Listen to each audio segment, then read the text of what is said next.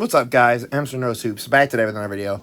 I just wanted to thank you guys first really quick for all your support, by the way, on the small forward video. And as always, guys, don't forget to continue the support by leaving a like, comment, subscribe. As always, I'll leave the link to the Discord in the description. And maybe I'll finally pin it as a comment again, but we'll see. And now we are on the fourth video of me ranking the top 10 players by position. So obviously we are now at the power forward position. And this one is similar to small forwards in that by the time I got to 10, I was like, what am I even pulling from here? The pool got kind of rough. So for me, there's not really any honorable mentions this time around, but also just a reminder for the criteria. It's a mix of eye test, because obviously we have to be able to see how these players are performing and how that would also help us translate their game. Stats, but obviously, as we've talked about with the idea of an eye test, we can't hypervalue stats, because if we start to do that, at that point we're starting to devalue players, and we would rank, the rankings would be all messed up. And then finally, I think there's a mix of their previous season / work. So if there's somebody who's really just done something for one season, I'm not going to rank him top 3, because there's a good chance that next year they're not that level of player, and at that point we're just wasting spaces. But obviously we still have to value what you've done this year. So as always, guys, this is Mr. No Soups, and we are now about to get into the second to last video in the series, which is actually kind of crazy. So I guess my goal for you guys is to get this video up to 25 to 30 likes, and we're trying to hit 1K subs by October or November for the 1-year anniversary of this channel. And then let me know what you guys want next after we complete this series, and then I'm going to do a top 10 video with Dream Hoops. And we're trying to get that all figured out, but once we get that all done, obviously we could do whatever we want. So I just want to know what you guys want to see next. Let me know in the description down below. So now let's get this list started with number 10. And number 10 is going to be, I believe, the youngest player on this list. It might be one of the youngest players in these series of videos, in none other than the Cleveland Cavaliers' Evan Mobley. Now, Mobley offensively, I still think has a lot of room to develop, and that's why he hasn't gone higher on this list. And I'm kind of tired of seeing people on NBA Twitter just say, oh, yeah, you know, it's okay, he doesn't need the offense to develop. He has Garland and Mitchell. Well, I think these playoffs against the Knicks kind of showed you he needs to offensively develop sooner rather than later. They do not have time to keep kicking this down the road and hoping it turns out. However, this defense that he has is immaculate and elite. It is insane. He's one of the best defenders in the league already. He's only in the second year. But again, I think his offense is just so limited. And I think in some ways it was interesting to see when Brunson would actually attack Mobley.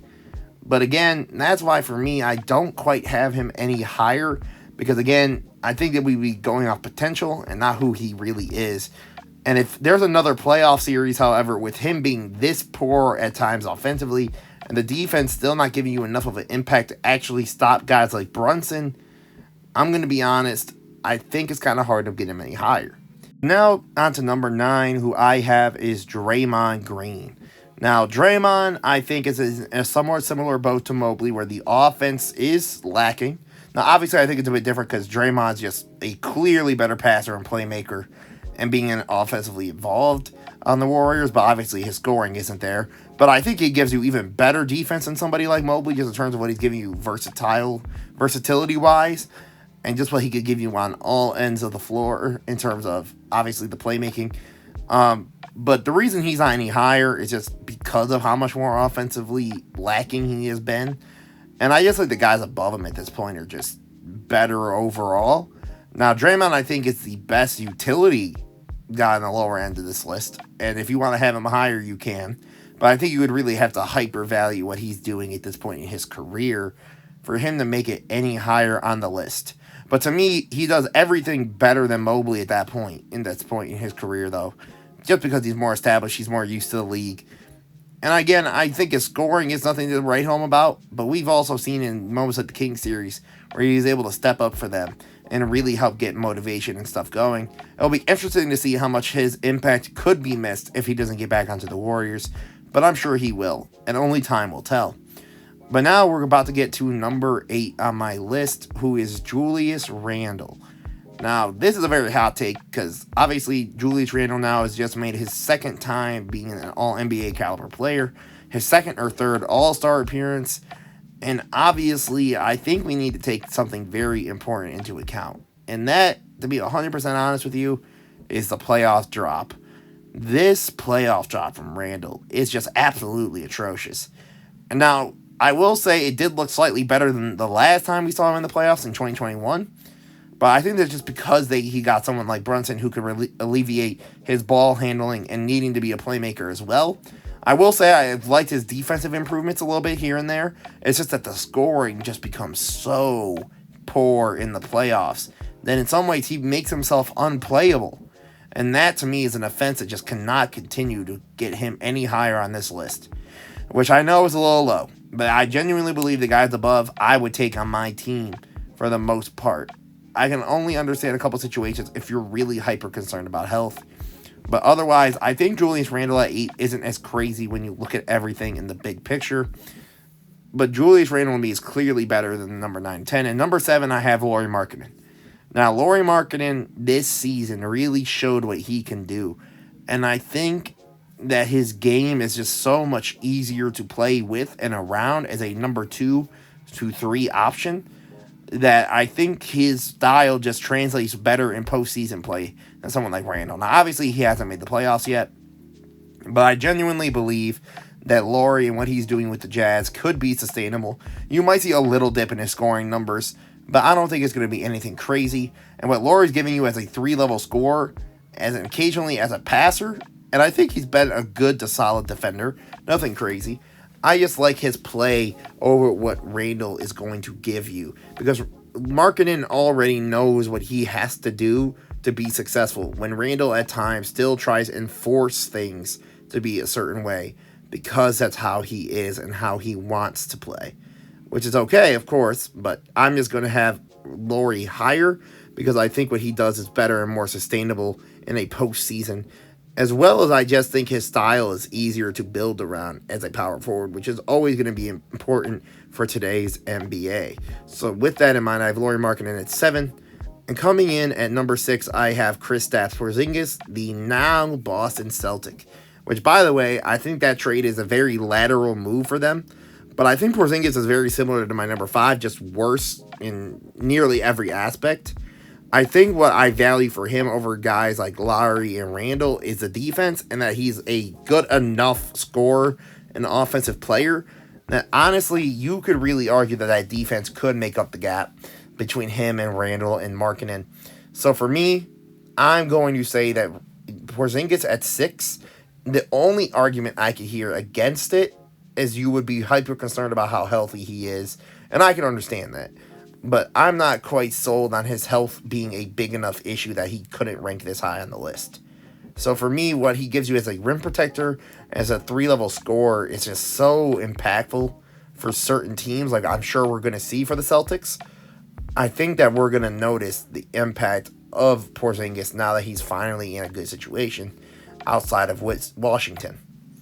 However, I guess the question is that they use him as a corner shooter, in which case we will not see that, because that is not what he is meant to be doing.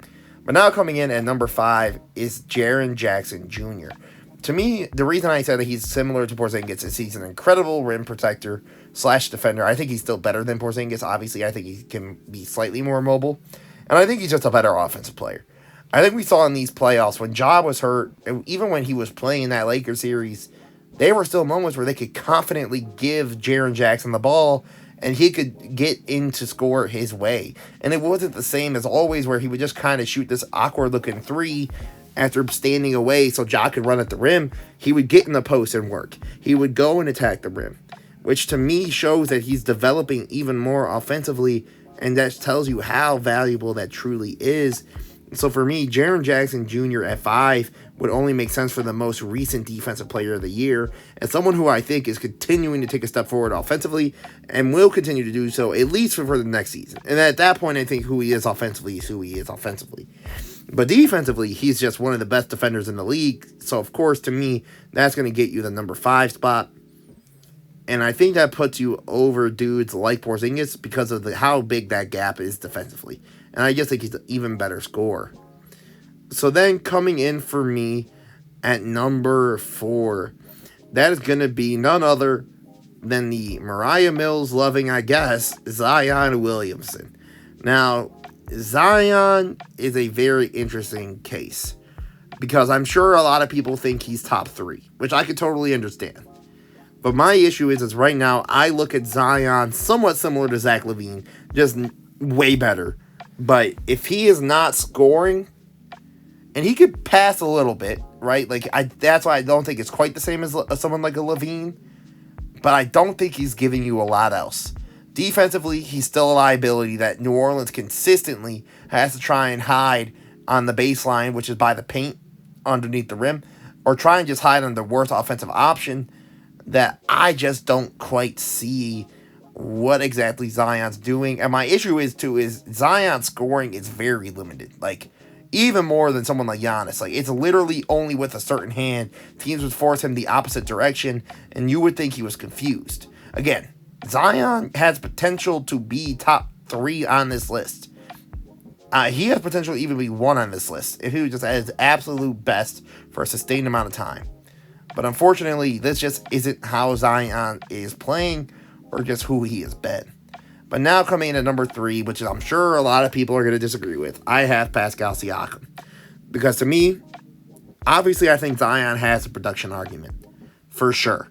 He's going to produce more points. I think, though, Siakam is a more versatile scorer, and the production isn't as far apart. Siakam is the clearly better passer playmaker, and he is clearly a better defender than Zion. I think Siakam is just a much better all-around player. Well, Zion has the better potential, and Zion is a better, just sheer production scorer. But off of right now, and not what could be, I think Siakam at 3 makes sense. And I don't quite see how you would argue for Zion unless you're hyper-valuing the scoring, and what we have seen is such a small sample size of him that it's hard for me to really gauge and give you that sort of volume. And I also think Siakam needs to get traded. I think a lot more people would respect Siakam if he was on a better team than a team like Toronto, who is stuck in between a rebuild and trying to contend. So Siakam is 3 over Zion. And coming in at number 2, I think there's obvious. The top 2 are obvious, and the top 2 have a gap between everybody else. Anthony Davis, who to me this season has proved a couple things. 1, he is the best defender in basketball. 2, the offense is too night to night. I think the sustained offense that a lot of people are asking for just is not Anthony Davis anymore. It's just not. We've seen in the playoffs one night, the man would drop 30 or 40. The next, 12. 30 or 40 the night after that. And then 12 again.